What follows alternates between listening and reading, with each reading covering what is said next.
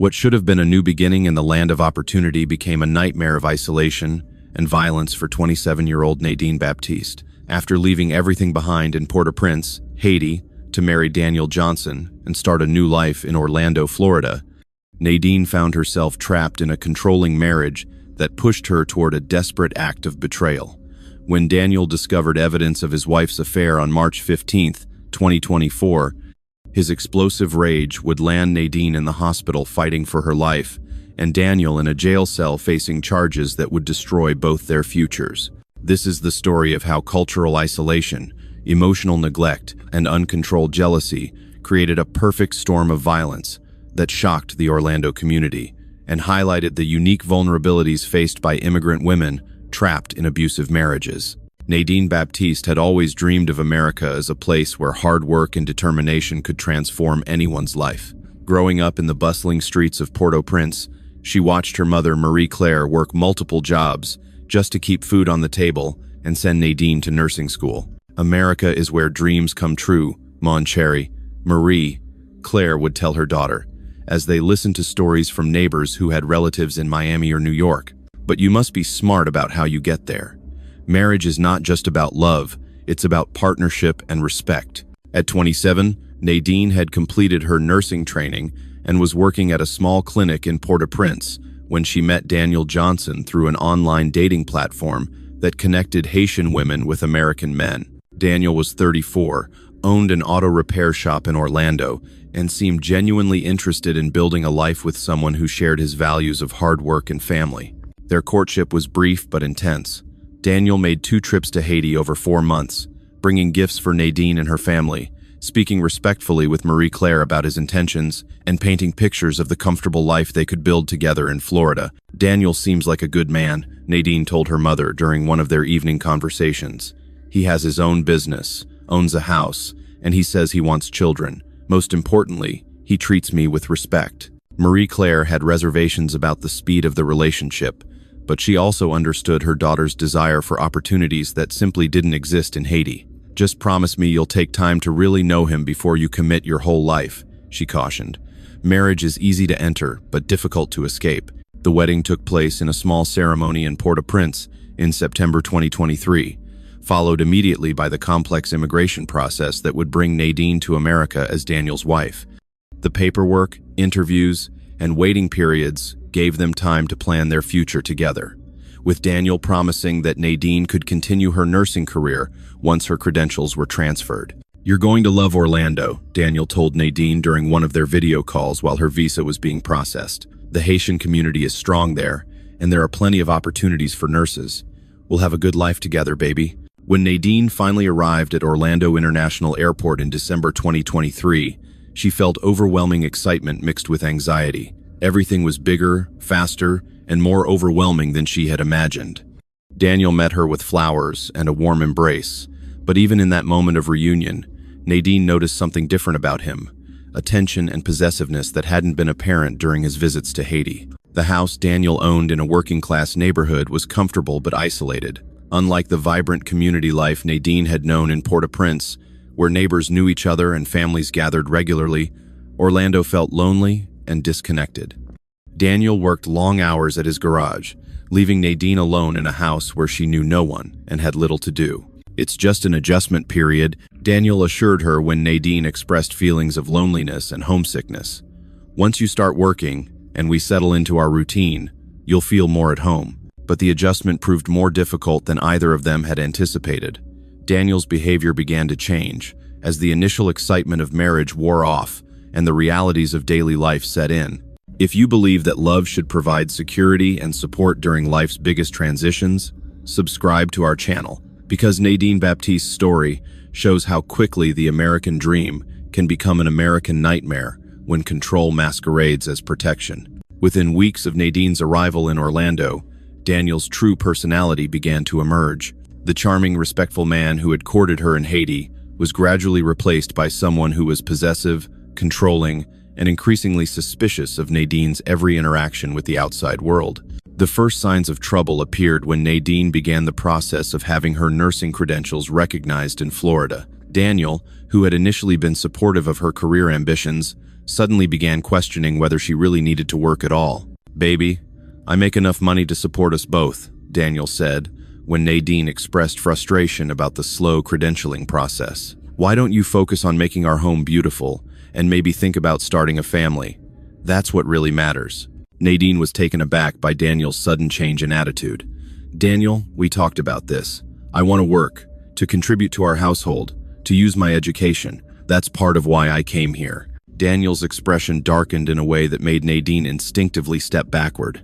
"Part of why you came here? I thought you came here because you loved me and wanted to be my wife. Are you saying this was just about getting to America?" The accusation hurt Nadine deeply because it contained a grain of truth that she wasn't ready to confront. While she did care for Daniel, her decision to marry him had been influenced by the opportunities it would provide, but she had never intended to be completely dependent on him. "Of course I love you," Nadine replied carefully. "But I also want to have my own purpose, my own contribution to make. In Haiti, women work and support their families. It's who I am." Daniel's response revealed the depth of his insecurity and need for control. "This isn't Haiti anymore, Nadine. This is America, and you're my wife. When people see you working, they'll think I can't take care of my family. Is that what you want?" As the weeks passed, Daniel's controlling behavior escalated. He began monitoring Nadine's phone calls to her mother, questioning her about every conversation and interaction. He insisted on driving her to appointments and errands, claiming it was for her safety since she wasn't familiar with the area. "Orlando can be dangerous for women alone," Daniel would say when Nadine asked for more independence. "Especially beautiful women like you. I've lived here my whole life. I know which areas are safe and which ones aren't."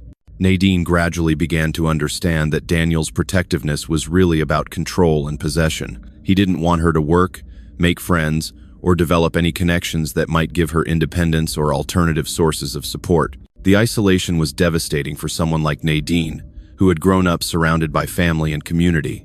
In Haiti, she had been part of a close-knit neighborhood where everyone looked out for each other. In Orlando, she spent long days alone in Daniel's house, with only television and occasional phone calls to her mother for companionship. "I feel like I'm disappearing," Nadine confided to Marie-Claire during one of their video calls. "I love Daniel, but this isn't the life I imagined.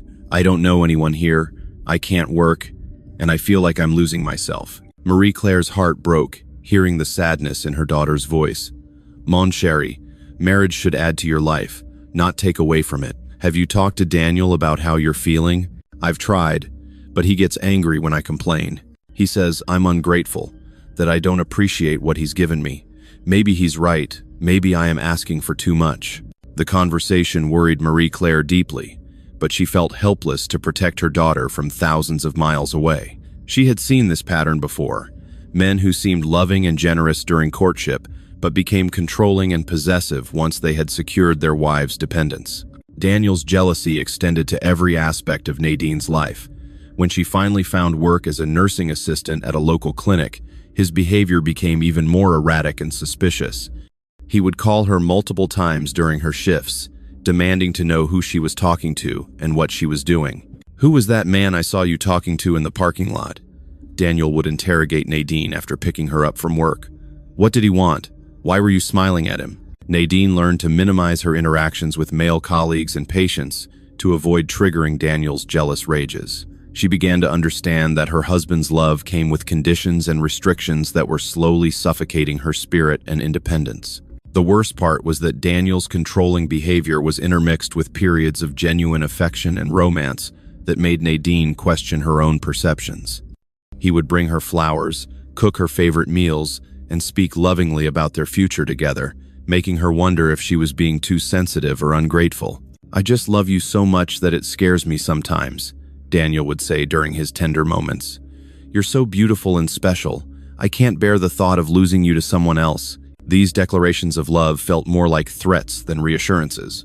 But Nadine convinced herself that Daniel's behavior stemmed from deep affection rather than dangerous possessiveness. She was too isolated and dependent to recognize the classic patterns of emotional abuse and control. By March 2024, 6 months after arriving in Orlando, Nadine felt emotionally starved and increasingly desperate for genuine human connection. Her work at the clinic provided some relief from isolation, but Daniel's constant monitoring and jealous interrogations made even professional relationships feel dangerous and complicated. It was during this vulnerable period that Nadine met Marcus Thompson, a 29-year-old physical therapist who worked at the same medical complex. Marcus was kind, funny, and treated Nadine with the respect and equality she had been missing in her marriage.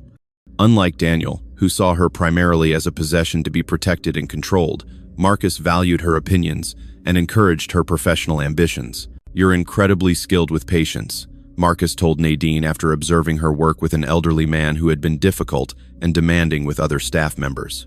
"You have this natural ability to make people feel heard and cared for. It's a real gift." The compliment meant more to Nadine than Marcus could have realized.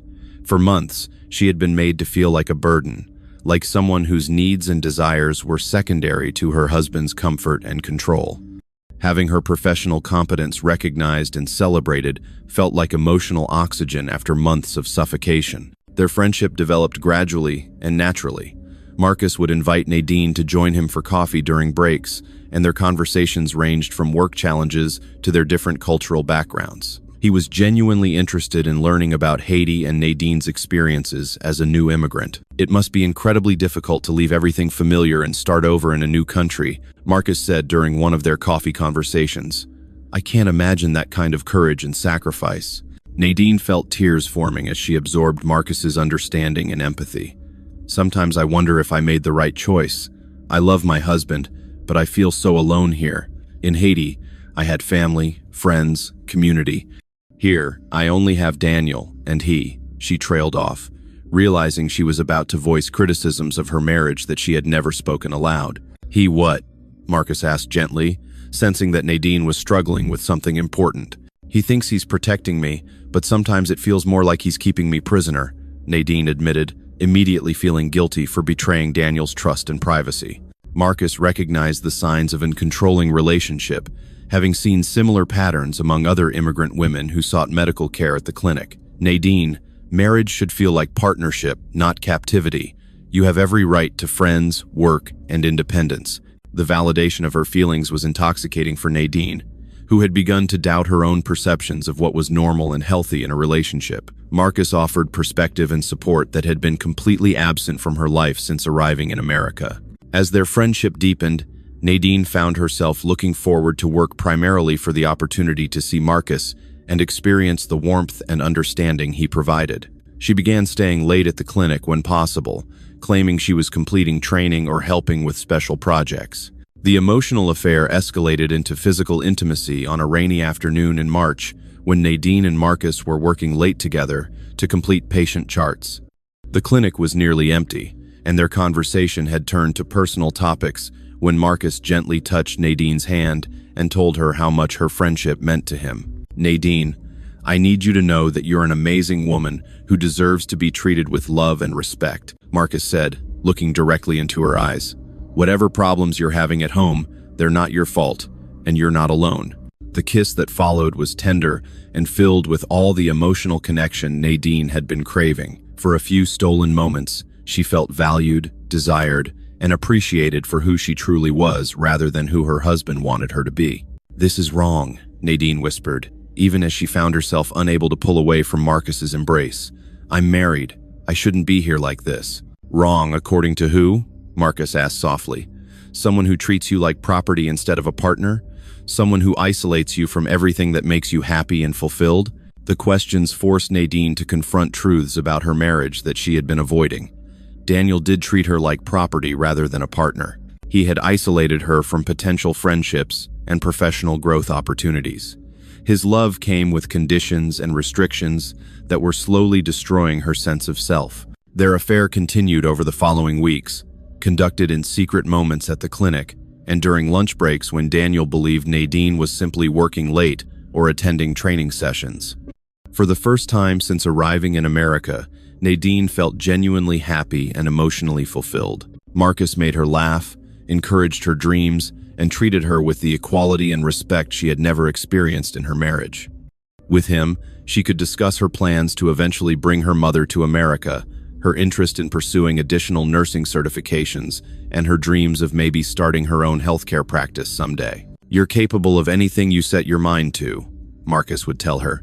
Don't let anyone convince you otherwise. The affair provided Nadine with emotional sustenance that made her daily life bearable, but it also created enormous guilt and anxiety. She loved Daniel in her own way and didn't want to hurt him, but she felt trapped in a marriage that was slowly erasing her identity and independence. What Nadine didn't realize was that Daniel's suspicious nature and controlling behavior made discovery almost inevitable. He had already begun monitoring her more closely, questioning discrepancies in her schedule and looking for evidence of the betrayal he was convinced was occurring. Daniel Johnson's suspicions about his wife's fidelity had been growing steadily throughout March 2024. Nadine seemed happier and more confident lately, changes that should have pleased him but instead triggered his deepest insecurities about losing control over her. You've been working a lot of late shifts recently, Daniel observed one evening as Nadine returned home from what she claimed was mandatory training at the clinic. What kind of training keeps you there until 8 o'clock at night? Nadine had prepared for these questions, but Daniel's interrogating tone made her defensive. It's continuing education requirements for maintaining my certification. All the nursing staff have to complete these modules. Daniel studied his wife's face carefully, looking for signs of deception. Which other nurses were there with you? What exactly did you study? The detailed questioning made Nadine feel like a criminal under investigation, rather than a wife coming home from work. Daniel, why are you asking me so many questions? Don't you trust me? I trust you completely, Daniel replied, though his tone suggested otherwise. I just want to make sure you're safe and that people at your work aren't taking advantage of you. But Daniel's trust was already deeply shaken. He had noticed changes in Nadine's behavior that suggested she was hiding something important.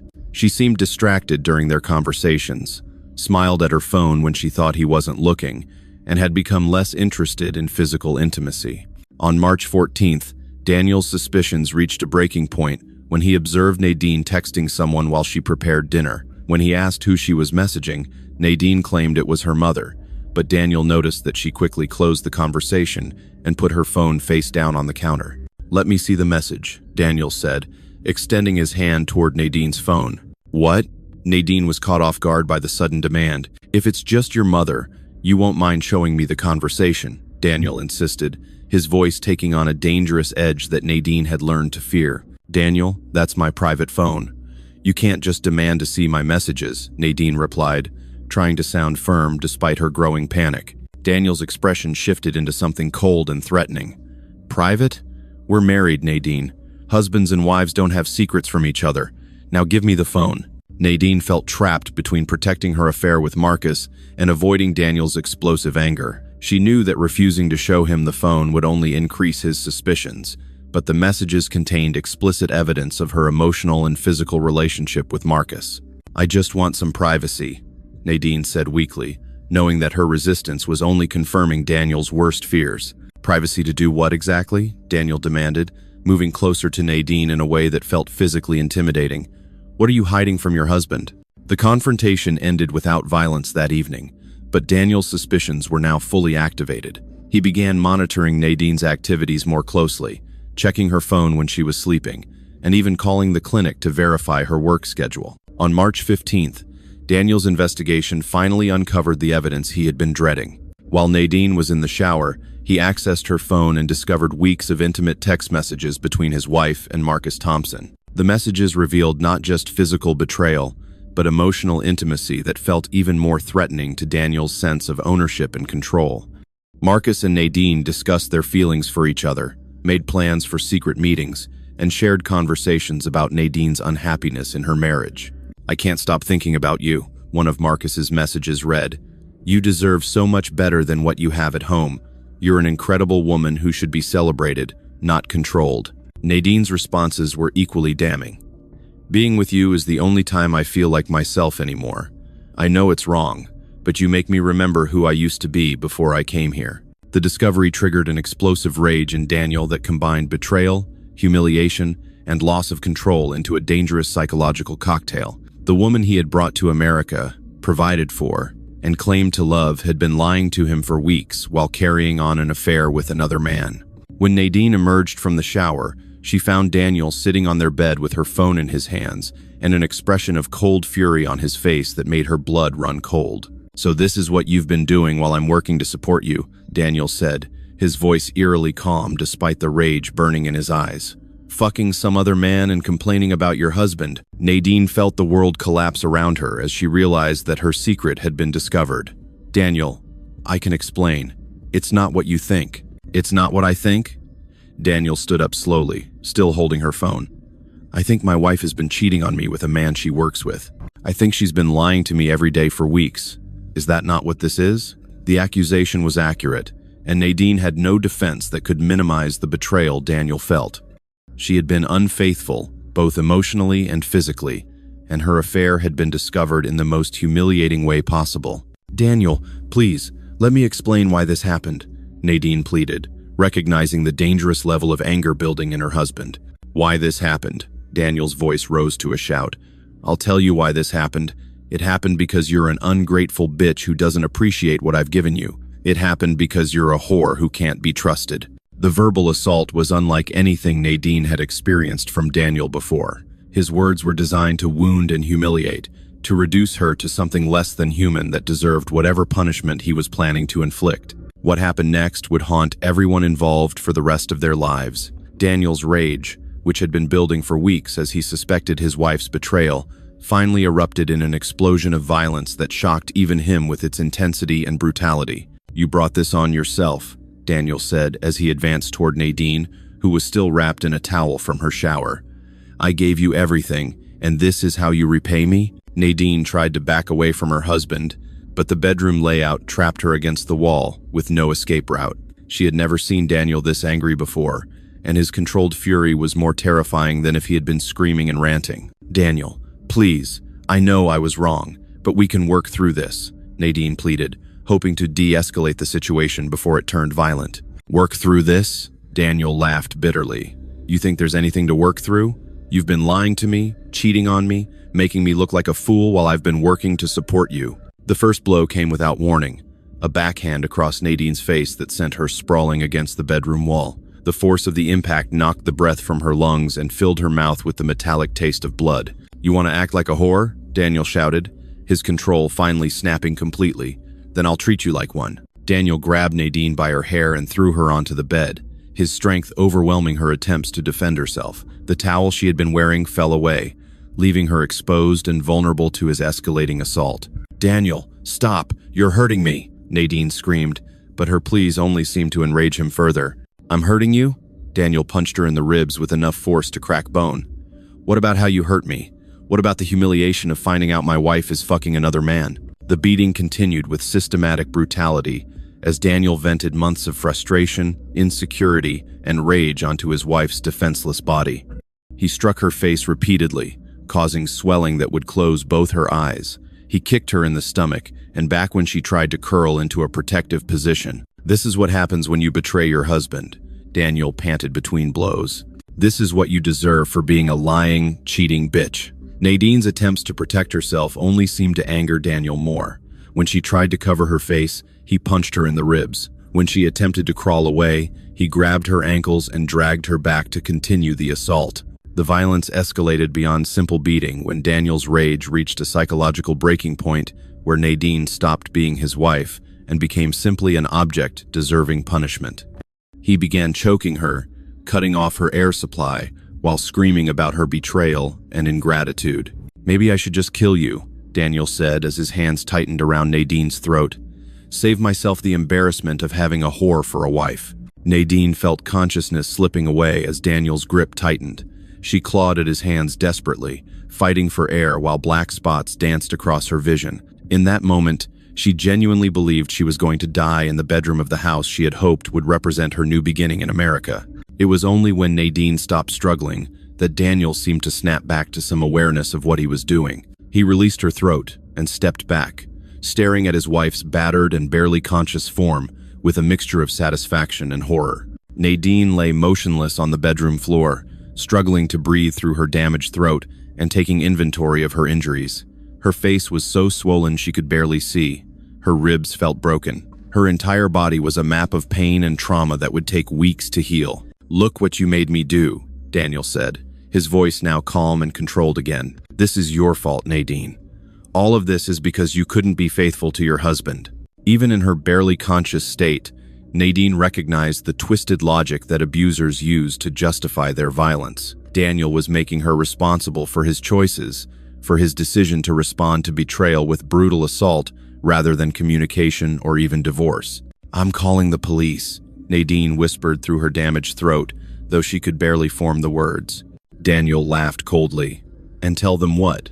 That you were cheating on your husband and he got angry? You think they're going to side with an unfaithful immigrant over an American citizen who was defending his honor?" The threat implicit in Daniel's words was clear. He believed his status as a natural-born citizen would protect him from consequences, while Nadine's immigration status made her vulnerable to deportation if she caused trouble. But what Daniel didn't understand was that Nadine's co-worker Angela Torres had been expecting her to call that evening to confirm weekend plans. When Nadine didn't answer repeated calls and texts, Angela became concerned enough to drive to the house to check on her friend.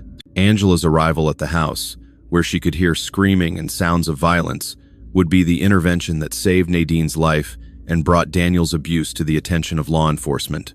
Angela Torres had known something was wrong long before she arrived at Daniel and Nadine's house on the evening of March 15th. As Nadine's closest friend at the clinic, Angela had noticed the signs of an abusive relationship that Nadine herself had been trying to hide.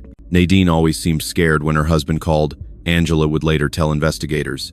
She would tense up when her phone rang and sometimes make excuses about why she couldn't answer. That's not normal behavior for someone in a healthy marriage. When Nadine failed to respond to calls and texts about their weekend plans, Angela decided to drive to the house for a welfare check. What she heard when she approached the front door made her immediately call 911. "I need police at 1520 Oak Street immediately," Angela told the emergency dispatcher. "I can hear a woman screaming inside, and it sounds like domestic violence in progress." "Ma'am, are you sure it's not just an argument?" the dispatcher asked. "I can hear hitting sounds and a woman begging someone to stop," Angela replied urgently. "This is definitely violence. Please send help now." Officer Patricia Williams was the first police officer to arrive at the scene, and what she found when Daniel reluctantly opened the door would haunt her for the rest of her career. A 15-year veteran of domestic violence calls, Officer Williams had seen brutal assaults before, but Nadine's condition was among the worst she had ever encountered. "Sir, we received a report of disturbance at this address," Officer Williams said professionally. "I need to speak with everyone in the house and make sure everyone is safe." Daniel tried to maintain his composure and block access to the house. "Officer, this is a private domestic matter between me and my wife. We had an argument, but everything is fine now. I need to see your wife and confirm that she's uninjured," Officer Williams insisted, recognizing the classic signs of an abuser attempting to control the narrative. When Officer Williams finally gained access to the bedroom where Nadine lay barely conscious, she immediately called for paramedics and backup. Nadine's injuries were so severe that her survival was uncertain. "Ma'am, can you hear me?" Officer Williams asked gently as she knelt beside Nadine. "You're safe now. Medical help is on the way." Nadine could barely respond through her swollen lips and damaged throat, but she managed to whisper, "He tried to kill me. Please don't let him hurt me anymore." Paramedic John Rodriguez had treated countless domestic violence victims during his 10-year career, but Nadine's injuries shocked him with their severity and systematic nature. She has multiple facial fractures, probable broken ribs, severe bruising consistent with strangulation, and signs of head trauma. Rodriguez reported to the emergency room as they transported Nadine to Orlando Regional Medical Center. This wasn't a momentary loss of control. This was sustained, brutal assault. Detective Robert Miles was assigned to investigate the domestic violence case and arrived at the hospital while doctors worked to stabilize Nadine's condition. His interview with Angela Torres provided crucial context about the relationship dynamics that had led to the violent assault. Nadine was isolated and scared. Angela told Detective Miles. Her husband controlled everything, where she went, who she talked to, when she could work. She felt trapped in the marriage but didn't know how to escape. Was she having an affair? Detective Miles asked, having heard Daniel's claims about his wife's infidelity. Angela hesitated before answering. She was emotionally involved with someone at work, yes, but that doesn't justify attempted murder. Nothing justifies what Daniel did to her. The detective's investigation quickly revealed the systematic nature of Daniel's abuse and control. Neighbors reported frequent shouting from the house. Nadine's co-workers described her fearful behavior, and Daniel's own statements to police revealed his sense of ownership over his wife. "She's my wife," Daniel told Detective Miles during his arrest interview. "I brought her to this country. I support her. I gave her everything. When she betrays me like that, what am I supposed to do? Just accept it?" "You're supposed to handle it like an adult," Detective Miles replied firmly. "Through communication, counseling, or legal divorce, not through attempted murder." Daniel's complete lack of remorse or understanding about the severity of his actions convinced Detective Miles that he was dealing with a dangerous individual who posed ongoing threats to Nadine's safety. At the hospital, doctors worked frantically to address Nadine's extensive injuries. Sarah Martinez, the trauma surgeon treating Nadine, found evidence of both current and previous abuse that Nadine had successfully hidden. She has old fractures that healed improperly, suggesting this wasn't the first time she'd been assaulted, Dr. Martinez noted in her medical report.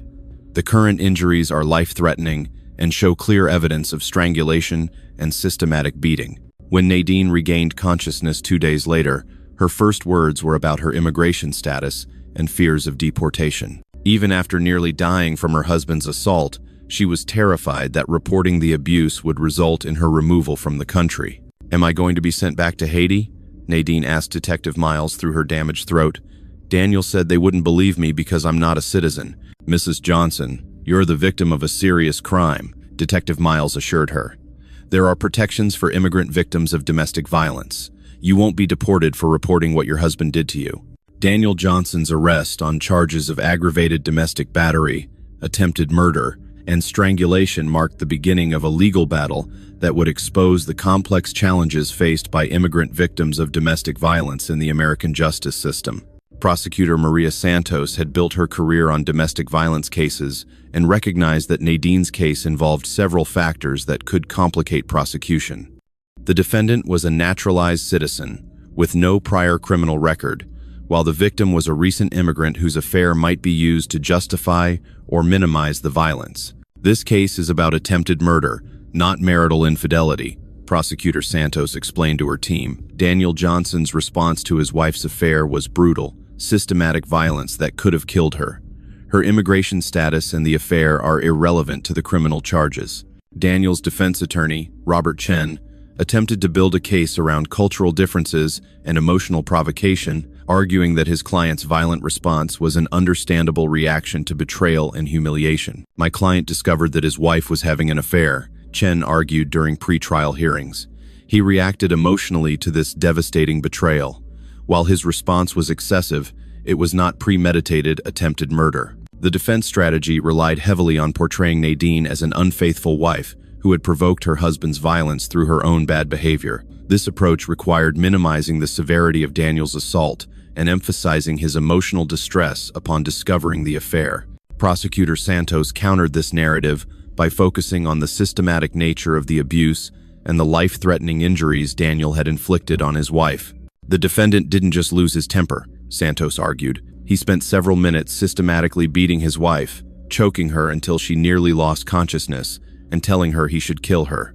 This was attempted murder, not a momentary loss of control." The case attracted significant attention from immigrant rights organizations and domestic violence advocates who recognized its broader implications for vulnerable populations. Nadine's situation highlighted how immigration status could be weaponized by abusers to prevent victims from seeking help.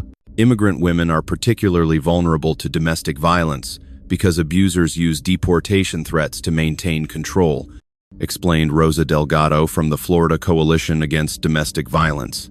Nadine's case shows how important it is for victims to understand their rights and protections.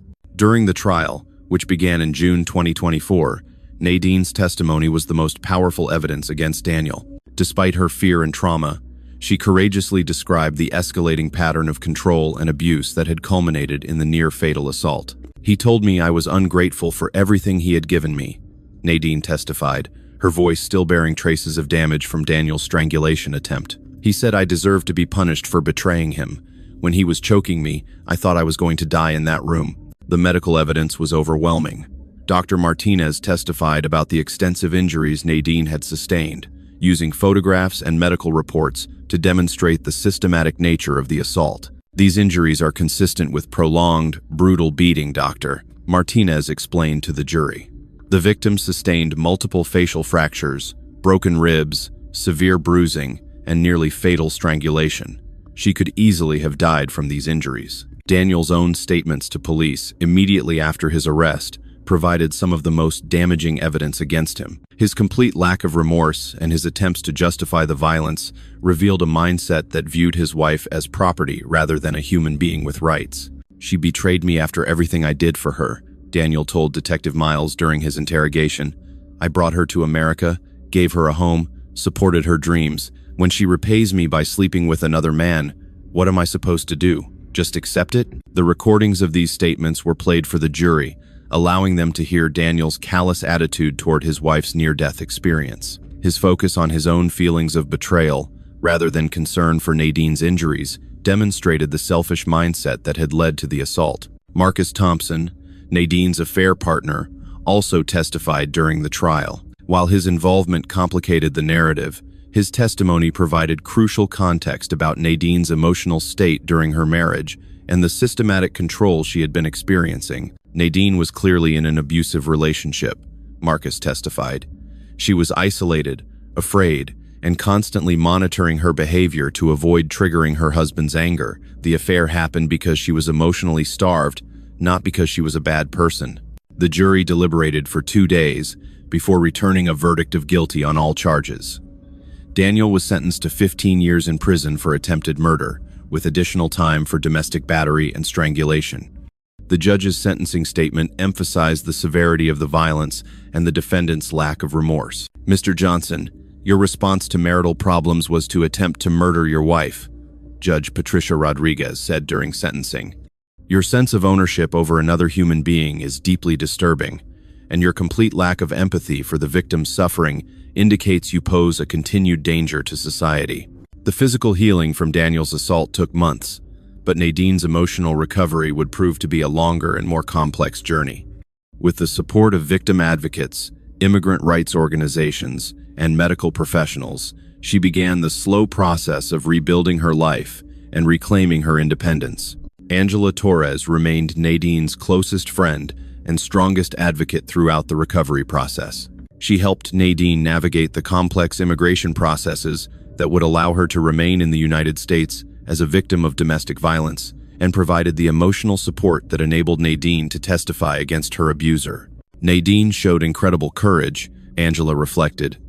She could have been deported for coming forward, but she chose to seek justice anyway. That decision probably saved other women from experiencing what she went through. The Violence Against Women Act provided protections that allowed Nadine to apply for permanent residency without depending on her abusive husband's sponsorship. Immigration attorney Carmen Morales helped Nadine understand her rights and options for remaining in the country legally. "Many immigrant women don't know that they have protections under U.S. law," Morales explained. "Abusers often use deportation threats to control their victims, but there are legal pathways for survivors to gain independence and safety." Nadine's mother, Marie-Claire Baptiste, flew to Orlando immediately after learning about the assault. Seeing her daughter's injuries and hearing about the abuse she had endured reinforced Marie-Claire's regrets about not pushing harder against the rushed marriage. "I should have trusted my instincts," Marie-Claire told Nadine during one of their emotional conversations. "I knew Daniel was moving too fast, asking for too much control, but I wanted you to have opportunities in America." "Maman, this isn't your fault," Nadine replied, though she was still processing her own feelings about the choices that had led to her victimization. "Daniel fooled both of us. He seemed like a good man who would provide security and stability. The therapeutic work required to heal from domestic violence and attempted murder was intensive and ongoing." Dr. Jennifer Walsh, a trauma specialist who worked with immigrant victims, helped Nadine process the complex emotions surrounding her abuse, her affair, and her recovery. Survivors often blame themselves for not leaving sooner or for making choices that contributed to their victimization. Dr. Walsh explained, "But the only person responsible for Daniel's violence is Daniel himself. Nadine's affair doesn't justify attempted murder." Nadine struggled with guilt about her relationship with Marcus, wondering if her infidelity had somehow caused or justified Daniel's violent response. Therapy helped her understand that while her affair was a breach of marriage vows, it was also a desperate attempt to find emotional connection in an abusive relationship. "I made a mistake by having an affair," Nadine acknowledged during therapy. "But I was so lonely and controlled that Marcus felt like my only source of kindness and understanding. I should have left the marriage instead of cheating, but I felt trapped." The recovery process also involved rebuilding Nadine's professional life and sense of independence. With support from her employer and immigrant advocacy organizations, she was able to complete her nursing certification and advance to a supervisory role at the clinic. "Work gave me purpose and identity beyond being a victim," Nadine explained. "Helping other patients reminded me that I had value and skills that couldn't be taken away by abuse." Nadine's relationship with Marcus ended during her recovery period, as both recognized that it had been built on the foundation of her unhappy marriage rather than genuine compatibility. However, they remained friends, and he continued to support her healing process. "What we had was real, but it was also complicated by the circumstances," Marcus reflected. Nadine needed to focus on healing and building independence, not on another relationship that might limit her growth. 2 years after the assault, Nadine had established a new life that balanced honoring her Haitian heritage with embracing her American opportunities. She brought her mother to Orlando permanently, creating the family support system that had been missing during her marriage to Daniel. 5 years after the brutal assault that nearly cost her life, Nadine Baptiste had transformed from a victim of domestic violence into a powerful advocate for immigrant women facing similar challenges. Her courage in testifying against Daniel Johnson had not only secured justice in her own case, but had also inspired policy changes to better protect vulnerable populations. Her advocacy work had evolved into a nonprofit organization called Safe Harbor for Immigrant Women, which provided legal assistance, emotional support, and practical resources for women escaping abusive relationships. The organization specifically focused on the unique challenges faced by immigrant women, who often lacked knowledge of their legal rights and protections. "Many women don't know that they can leave abusive husbands without losing their immigration status," Nadine explained during a speaking engagement at a community center. "Abusers use deportation threats as weapons, but there are laws that protect victims of domestic violence." Nadine's personal life had also stabilized in ways she never thought possible during the dark days of her marriage to Daniel. She had met Robert Chen, a social worker who specialized in trauma recovery, through her advocacy work. Their relationship developed slowly and respectfully, with both understanding the importance of trust and equality. "Robert treats me as a partner, not as property," Nadine explained to her mother during one of their regular video calls with family in Haiti. "He supports my work, encourages my independence, and never tries to control or isolate me." The couple married in a small ceremony attended by friends, family, and colleagues who had supported Nadine through her recovery journey. Angela Torres served as maid of honor, while Marie-Claire Baptiste gave an emotional speech about her daughter's strength and resilience. Daniel Johnson remained in prison, where he had shown little progress in accepting responsibility for his actions or addressing the attitudes that had led to his violent behavior. His applications for early release had been denied, and victim impact statements from Nadine and advocates emphasized the ongoing danger he posed to intimate partners. Mr. Johnson continues to minimize his actions and blame the victim for his violent behavior, reported Dr. Michael Torres, the prison psychologist assigned to Daniel's case. His lack of empathy and persistent sense of entitlement suggest high risk of reoffending if released. Nadine's story had become a case study, used in training programs for law enforcement, medical professionals, and social workers who worked with immigrant populations. Her experience highlighted the intersection of domestic violence, immigration status, and cultural isolation that made certain women particularly vulnerable to abuse. Nadine's case teaches us that domestic violence is about power and control, not about cultural differences or provocation, explained Detective Robert Miles, who had investigated the assault. Her courage in coming forward despite her vulnerable immigration status probably saved other women from similar violence. The ripple effects of Nadine's advocacy work extended beyond individual cases to influence policy and legislation. Her testimony before the Florida legislature had helped strengthen protections for immigrant victims of domestic violence and improve training for law enforcement officers responding to these complex cases. One woman's courage to speak truth to power can change entire systems, noted State Representative Maria Santos, who had sponsored legislation expanding immigrant victim protections.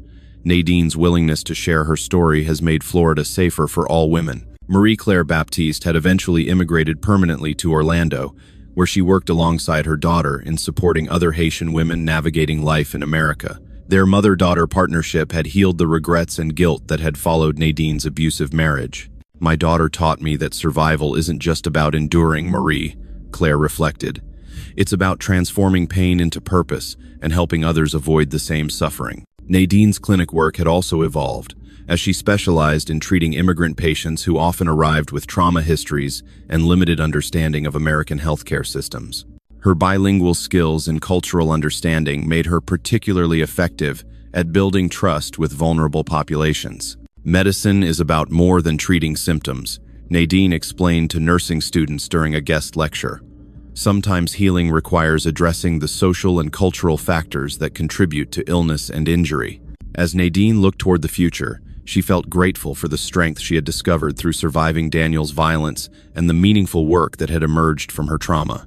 While she would never minimize the horror of what she had experienced, she had learned that recovery was possible and that victims could become powerful advocates for change. "I almost died in that bedroom in Orlando," Nadine told audiences during her advocacy presentations, "but I survived, and I've used that survival to help other women find their own strength and safety. That's how we honor our pain, by transforming it into protection for others." If you or someone you know is experiencing domestic violence, help is available. The National Domestic Violence Hotline provides confidential support 24 hours a day at 1-800-799-7233. For immigrant women, additional resources are available through the Violence Against Women Act, which provides pathways to safety and legal status regardless of citizenship. Remember that domestic violence is never the victim's fault, regardless of circumstances or cultural background. Every person deserves relationships built on respect, equality, and love, not control, fear, and violence.